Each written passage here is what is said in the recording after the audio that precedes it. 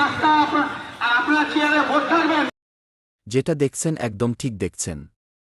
প্রদেশ কংগ্রেস সভাপতি শুভঙ্কর সরকার যাই বলুন না কেন, কংগ্রেস কর্মীরা ওসব পাত্তা দিচ্ছে না।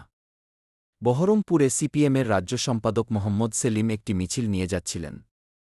উল্টো দিক দিয়ে কংগ্রেসের একটি মিছিল আসছিল। পুরনো প্রেমিকাকে দেখলে যেমন হয় আর কি। আসলে জাস্ট আগের বারের জোটসঙ্গীকে কি ভোলা যায়।